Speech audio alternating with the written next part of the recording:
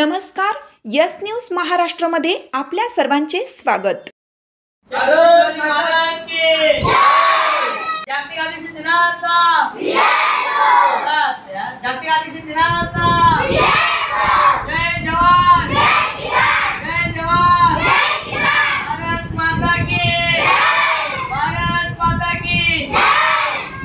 पत्रकार संजय कांबळे यांच्या प्रमुख उपस्थितीत जागतिक आदिवासी दिन व स्वातंत्र्य दिन उत्साहात साजरा।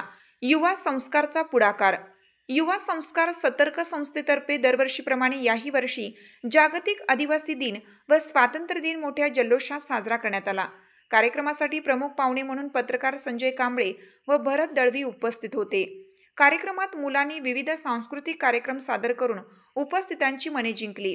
तसेच वेशभूषा, चित्रकला, वक्तृत्व, विज्ञान अशा विविध स्पर्धेचं आयोजन करण्यात आलं होतं।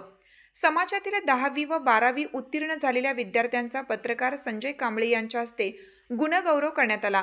याशिवाय सामाजिक व शैक्षणिक क्षेत्रात उल्लेखनीय कार्य करणाऱ्या बांधवांचा सन्मान चिन्ह देऊन सत्कार करण्यात आला। यावेळी उपस्थित आदिवासी विद्यार्थी, मुले, महिला यांना मार्गदर्शन करताना पत्रकार संजय कांबळे म्हणाले की शिक्षणाशिवाय आपल्याला पर्याय नाही। आपले अधिकार, कर्तव्य यासाठी तुम्ही जागृत असायला हवं। शासकीय योजनेची माहिती घेऊन त्याचा लाभ घ्यावा। तसेच आपल्या संस्कृतीचे जतन करायला हवे असे त्यांनी सांगितले। यावेळी त्यांच्या हस्ते विविध स्पर्धेत प्रावीण्य मिळवलेल्या मुला-मुलींचा सन्मान चिन्ह व प्रमाणपत्र देऊन गौरव करण्यात आला। या प्रसंगी श्री कांबळे यांनी युवा संस्कार बहुउद्देशीय संस्थेचे सोमनाथ राऊत व त्यांच्या सहकार्यांचं कौतुक करून सर्वतोपरी सहकार्य करण्याचे आश्वासन दिलं। या कार्यक्रमाला युवा संस्कारचे शिल्पा मिरकुटे, दीपाली खंडागळे, दहिवलीचे सरपंच कमलाकर राऊत, सोमनाथ राऊत, बारकुबाई फसाळे, तन्वी पारधी, विशाल फसाले, सागर पवार, उज्ज्वला देसले, संजय मुकणे यांच्यासह मान्यवर उपस्थित होते। यावेळी वाड्यापाड्यातून आलेल्या मुला-मुलींनी विविध गाण्यावर डान्स सादर करून उपस्थितांची मने जिंकली। यस न्यूज महाराष्ट्रासाठी संजय कांबळे, सहसंपादक। यस न्यूज महाराष्ट्रामध्ये आपल्या सर्वांचे स्वागत आहे। युवा संस्कार बहुउद्देशीय संस्था दैवली याचे अध्यक्ष सोमनाथ राऊत आपल्या बरोबर आहेत आणि आदिवासी दिन त्यांच्या संस्थेच्या माध्यमातून मोठ्या प्रमाणात कल्याण तालुक्यामध्ये साजरा केला जातो। आज आपल्याबरोबर आहेत, त्यांना विचारूया आपण त्यांच्या संस्थेचं कार्य कसं चालतं आणि हा दिन त्यांनी कशा प्रकारे साजरा करतात वगैरे। तर नमस्कार, काय सांगा?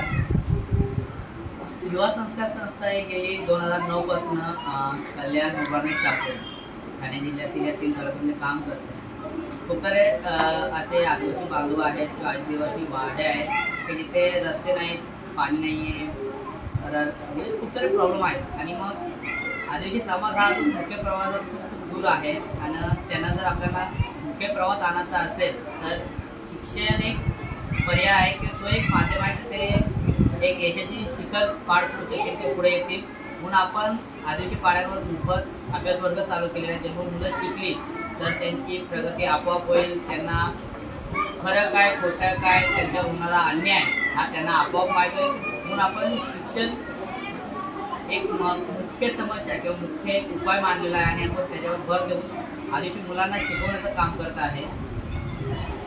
आणि जागतिक आदिवासी दिन म्हटलं तर आपण त्या समाजासोबत काम करतोय किंवा आपल्यातील एक असा समाज आहे जो मुख्य प्रवाहातून लांब आहे।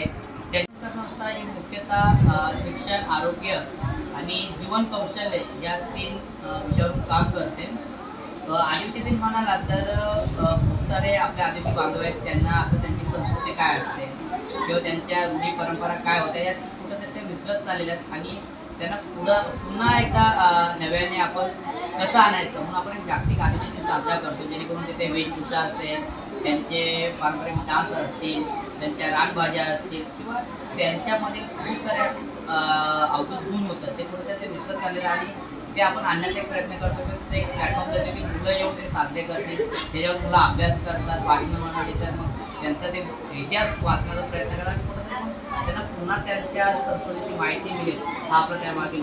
आता आपण पाहिलं युवा संस्कार बहुउद्देशीय संस्थेचं कार्य कशा प्रकारे चालतं हे आपण संस्थेचे अध्यक्ष सोमनाथ राऊत यांनी सांगितलं। मी शासनाला विनंती करतो की अत्यंत चांगलं काम ही संस्था गेल्या 10-12 वर्षापासून कल्याण तालुक्यामध्ये करत आहे.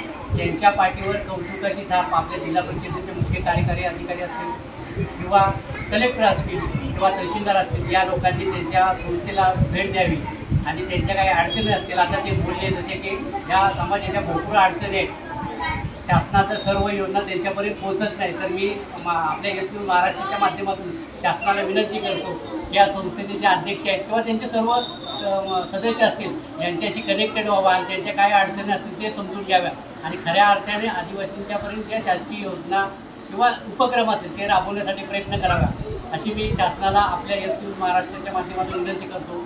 मी संजय कांबळे, SPU महाराष्ट्रासाठी, कल्याण. तुमची साथ आमची. यस न्यूज महाराष्ट्र चॅनलला लाईक करा व सबस्क्राईब करायला विसरू नका.